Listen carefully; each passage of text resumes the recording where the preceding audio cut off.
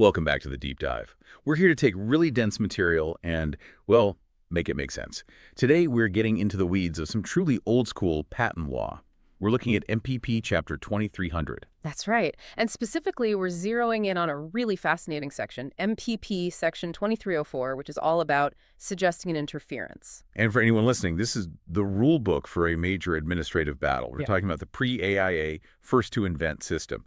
This section lays out how the USPTO decided which of two people actually invented something first. Exactly. And the stakes couldn't have been higher. This isn't just theory. It's the formal procedure for resolving a direct conflict over who gets the patent. And, the USPTO demands absolute strict compliance. So our mission today is to unpack that. We'll look at how an interference even gets started, what hoops you had to jump through, and what happens if you fail. Before we dive in, a huge thank you to our creative director, Mike Shepard, for organizing this whole series.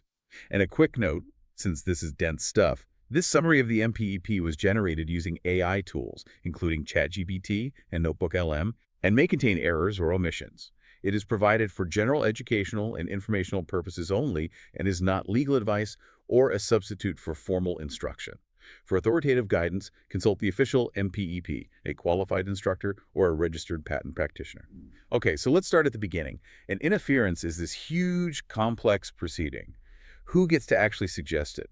Who rings the bell to start the fight? Well, the suggestion can come from one of two places. It can be the applicant, the inventor trying to get the patent, or it can be the patent examiner who spots the problem. Okay, that makes sense. But I'm guessing it's not a simple suggestion. The MPP makes it sound like the examiner can't just, flag it and send it up the chain. Yep. Oh, absolutely not. There's a critical internal safeguard. No matter who suggests it, the examiner must consult with an interference practice specialist, an IPS, before it goes anywhere near the board. An interference practice specialist. That sounds very specific. For you listening, what is that person's actual job? Are they just a rubber stamp? Not at all. Yeah. Think of them as the quality control manager for the entire process. The IPS is there to verify that all the procedural boxes have been ticked perfectly by the examiner. If they see any flaw, like a missing document or a search that wasn't done right, they stop it right there. So they're the gatekeepers. Exactly. They prevent the whole system from getting bogged down in these incredibly costly and complex proceedings that were flawed from the very start. That makes a lot of sense. So what kind of prep work does the examiner have to do before they even talk to the IPS? It sounds like a lot of homework. It is, and it's very rigorous. First, the examiner has to conduct a very specific interference search. This isn't a normal patent search. It's laser-focused on the broadest claim of the application, looking for that specific overlap. Okay, so they're hunting for the exact point of conflict. And once they find it, they have to document everything. Meticulously. The results of the search, their conclusions, it all goes into the application file. And they have to fill out a specific form, Form PTO 850. And what's on that form?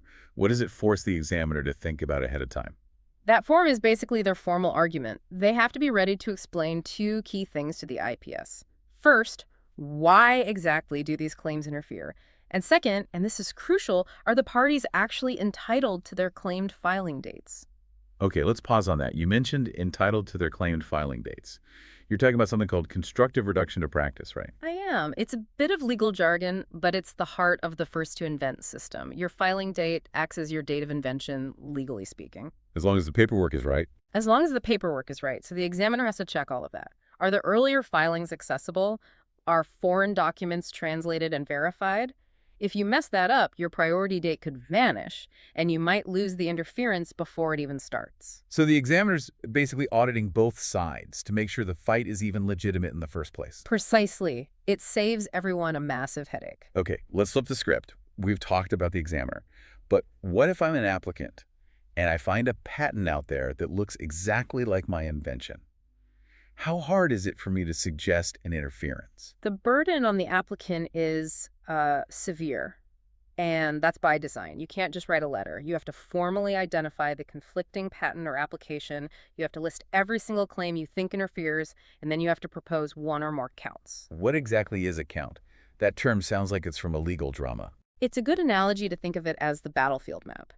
It's the single, clear definition of the invention that everyone's fighting over. You have to draw that line in the sand and show that both parties are standing on it. And once you've defined that count, I assume you have to prove the conflict exists. You can't just say it does. Correct. You have to submit these incredibly detailed claim charts. They go line by line, comparing your claim language to their claim language, mapping it all to the count you proposed. And then you have to write a whole explanation of why they interfere under the rules. It's a huge lift. And on top of that, you have to show you can actually win. That's the key. You have to provide arguments and evidence for your priority claim right from the start. You show that your filing date, your constructive reduction to practice, is earlier than theirs. Or maybe you argue their date isn't even valid. And you have to do all of this under a very strict time limit.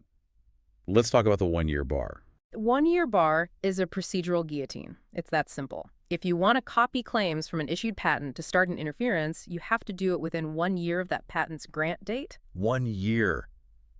That's brutal. So you could be the first person to invent something, but if you're not paying attention and you miss that 365-day window after a competitor's patent issues, You're out of luck. You're barred. It doesn't matter who invented it first at that point. The system prioritized procedural diligence just as much as, if not more than, the actual date of invention. wow. Okay, speaking of procedures, let's go back to the examiner.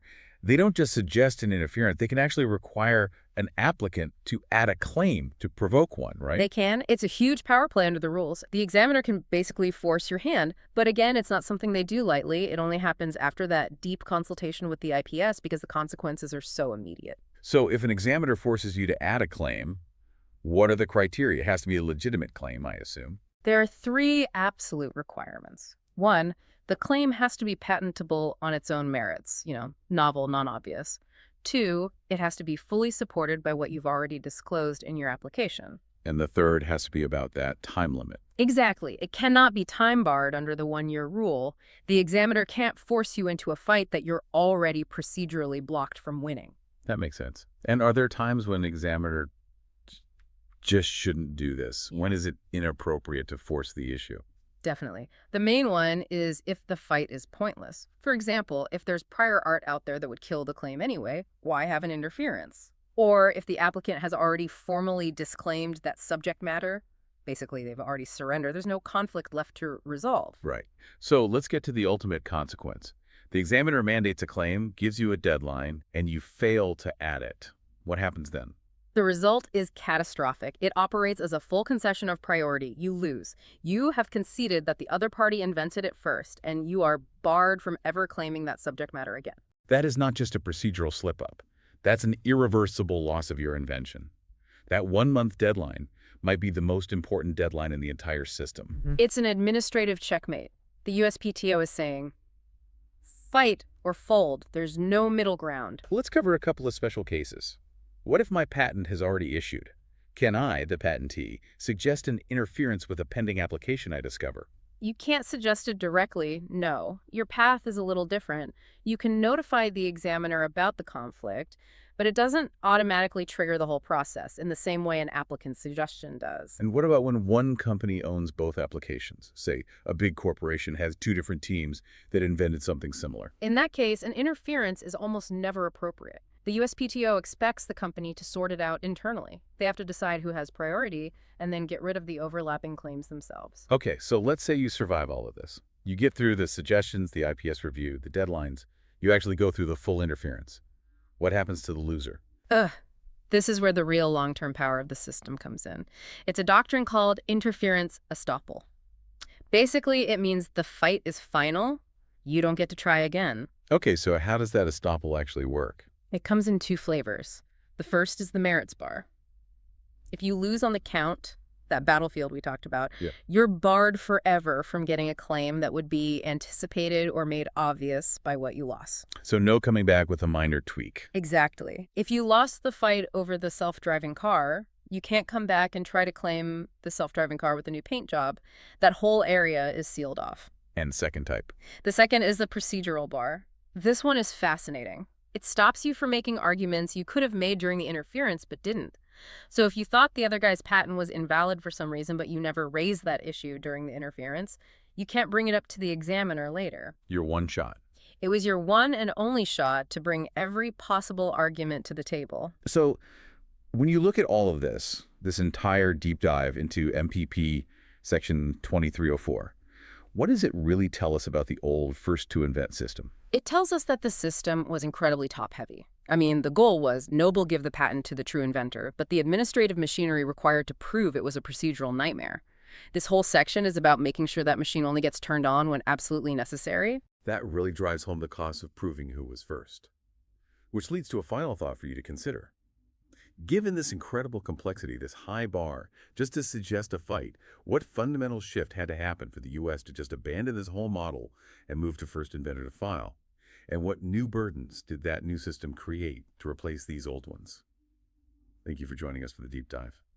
And a final reminder, this summary of the MPEP was generated using AI tools, including ChatGPT and NotebookLM, and may contain errors or omissions.